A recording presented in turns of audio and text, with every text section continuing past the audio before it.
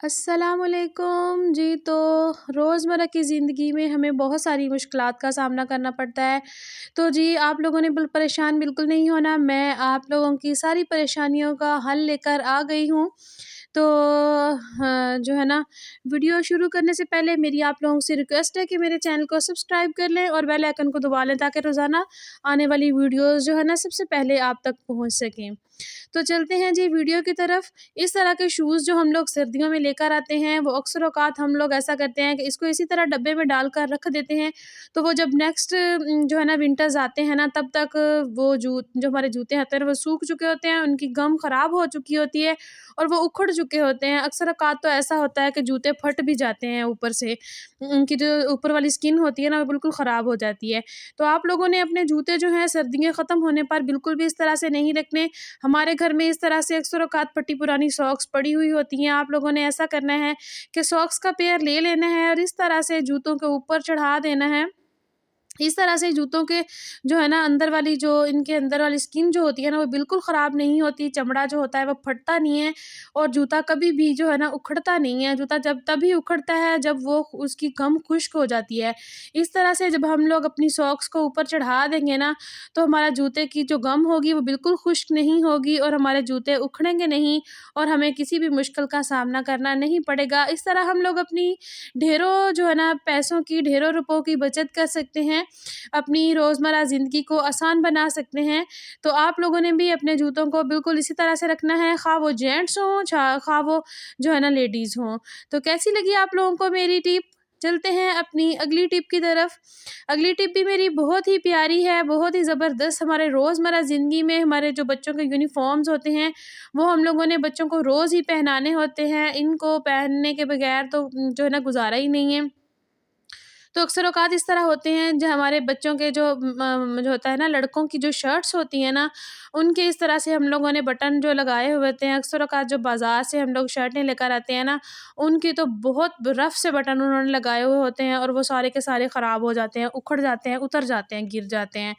तो आप लोगों ने बच्चों को जब भी शर्ट न्यू पहनानी है ना, न्यू शर्ट लेके आनी है, आप लोगों ने ऐसा करना है कि जो शर्ट के बटन होंगे ना, कोई भी नेल पॉलिश ले लेनी है। ये मेरे पास ये वाली है, कोशिश करें अगर वाइट शर्ट हो ना, तो कोई लाइट से कलर की नेल पॉलिश ले लिया करें। तो इस तरह से आप लोगों ने बटन के जो है ना हमारी शर्ट की पट्टी है, उसकी उल्टी साइड कर लेनी है, जिधर बटन का धागा होता है, और धागे के ऊपर इस तरह ब्रश की मदद से हम लोगों ने हल्की-हल्की सी नेल पॉलिश लगा देनी है।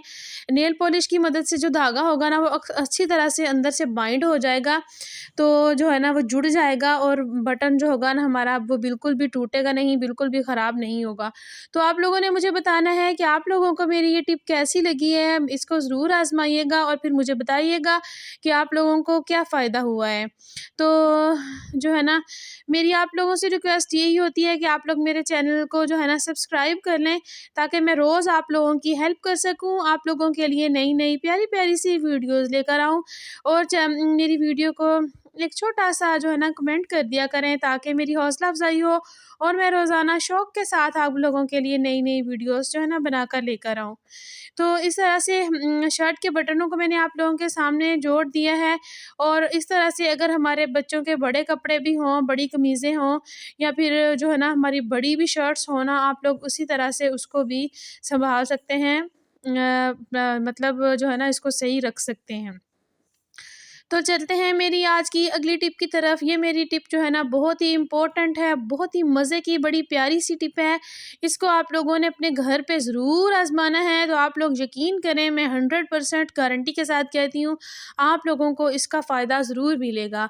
तो अक्सर औक़ात सर्दियों में बहुत सर्दी की वजह से जो है ना हमारी जो एड़ियाँ होती हैं ना, वो फट जाती हैं, उनके अंदर जो है ना दरारें पड़ जाती हैं, खुश्क हो जाती हैं एड़ियाँ, बहुत बुरी लगती हैं। हम लोग कोई भी अपनी पसंद का जो जूता होता है ना, वो नहीं पहन सकते, क्योंकि हमारी एड़ियाँ बहुत गंदी हो रही होती हैं और फिर इस तरह से जूते पहने हुए बिल्कुल भी अच्छे नहीं लगते। तो आप लोगों ने अपनी एड़ियों को महफूज़ रखना है। इस तरह से एक जो है ना पेस्ट ले लेनी है, कोई भी टूथपेस्ट ले लेनी है। मैं कोलगेट वाली ले रही हूँ, आप लोगों ने कोई सी भी जो आपके घर में मौजूद है ना, आप लोगों ने ले लेनी है। कोलगेट के अंदर आप लोगों को पता ही है कि हम लोग दाँत साफ़ करते हैं, इसके अंदर जो है ना बायोटिक एजेंट्स मौजूद होते हैं, जो कि जरासीम को ख़त्म करते हैं। तो इस तरह से हम लोगों ने हाफ़ चम्मच के करीब मैंने कोलगेट पेस्ट ली है। तो इस तरह से आप लोगों ने भी अपनी रिक्वायर जो होगी ना, अपना आप लोगों की जितनी ज़रूरत होगी उसके मुताबिक आप लोगों ने ले लेनी है। और 1 चम्मच मैंने ग्लिसरीन का ले लिया है। ग्लिसरीन जो होती है हमारी स्किन के लिए बहुत अच्छी होती है, बहुत ज़बरदस्त होती है। ये हमारी स्किन को हील करती है और जो है ना हमारी स्किन को जो है बुरी जो है ना उनकी होती है मिट्टी वगैरह जो होती है ना उसकी असरात से बचाती है। तो आप लोगों ने ग्लिसरीन ले लेनी है। और इसको हम लोगों ने दोनों चीज़ों को बहुत अच्छे से मिक्स कर लेना है। ये देखें मैंने अच्छे से इसको मिक्स कर लिया है।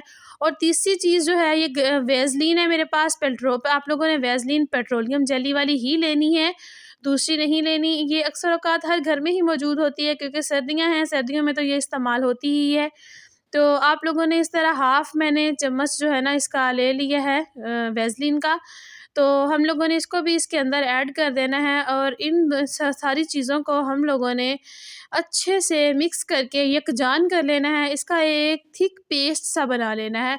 वो ये बिल्कुल ऐसे ही हो जाएगा जिस तरह से ना हमारा लोशन फॉर्म में ही ये आ जाएगी। तो ये देखें मैंने अच्छे से इसको मिक्स कर लिया है। मिक्स करने के बाद ये कुछ इस तरह से शक्ल इख्तियार कर गई है। तो ये देखें कितना प्यारा एक थिक पेस्ट इसका बन चुका है। तो आप लोगों ने भी बिल्कुल इसी तरह से इसका पेस्ट बना लेना है। ये देखें, अब मैं इसको अप्लाई करने का तरीका आप लोगों को बताऊँगी कि किस तरह से आप लोगों ने इसको अप्लाई करना है। इसको इस तरह से चम्मच की मदद से इकट्ठा कर लें एक जगह पे और जो है ना अपनी फिंगर टिप की मदद से जहाँ पे आप लोगों को ज़रूरत है ना, आप लोगों की मतलब जहाँ से एड़ियाँ ख़राब हुई हुई हैं, आप लोगों ने इसको वहाँ पे जो है ना अप्लाई करना है। इस तरह से मैं हाथ पे अप्लाई करके आप लोगों को बताऊँगी। इसी तरह से हम लोगों की जो एड़ियाँ होती हैं उसके ऊपर आप लोगों ने जहाँ से फटी हुई हैं वहाँ पे अप्लाई करना है। इस तरह से हल्के-हल्के हाथों से मसाज कर लेनी है आप लोगों ने और जो है ना बिल्कुल अच्छी तरह से आप लोगों ने लगा लेना है। इससे आप लोग देखेंगे कि अगर आप लोगों की एड़ियाँ बहुत ज़्यादा ख़राब हुई हुई हैं तो 7 दिन आप लोगों ने इसको जो है ना लगातार इस्तेमाल करना है। और अगर हल्की-हल्की सी एड़ियाँ ख़राब हुई हुई हैं तो फिर तो 2-3 दिन लगाने से ही इंशाल्लाह आप लोगों की जो है ना एड़ियाँ वो साफ़ हो जाएँगी। और इस तरह से आप लोगों ने इसको लगा के ना अपने पैर के ऊपर सॉक्स डाल लेनी है, कोई भी पुरानी सॉक्स ले लें, वो डाल लेनी है। डालने के बाद अगर आप ओवरनाइट रखेंगे तो सबसे बेहतर है। अगर ओवरनाइट नहीं रख सकते तो आप लोगों ने 4-5 घंटे के लिए तो लाज़मी छोड़ना है इसको। इसको लगा लें और कोई ना अपने काम शुरू कर लें। काम करने के बाद इसको गर्म पानी ले लें, गर्म पानी के साथ साबुन के साथ अच्छी तरह इसको जो है ना वॉश कर लें। तो इसके बाद आप लोग देखेंगे कि हैरत अंगेज़ फ़वाइद आप लोगों के सामने इसके जो है ना आ जाएँगे। हमारी एड़ियाँ बिल्कुल साफ़, नर्म और मुलायम शफ़ाफ़ हो जाएँगी। तो जो आप लोगों ने मेरी ये टिप्स ज़रूर अप्लाई करनी है और मुझे ज़रूर बताना है कि आप लोगों को मेरी टिप्स आज की कैसी लगी हैं। तो जी बताइएगा ज़रूर, छोटा-सा कमेंट कर दीजिएगा कि मेरी वीडियो आप लोगों को कैसी लगी है। तो मिलेंगे कल एक नई वीडियो के साथ। मुझे दीजिए इजाज़त। अल्लाह हाफ़िज़। जाते-जाते चैनल को सब्सक्राइब और लाइक ज़रूर कर दीजिए।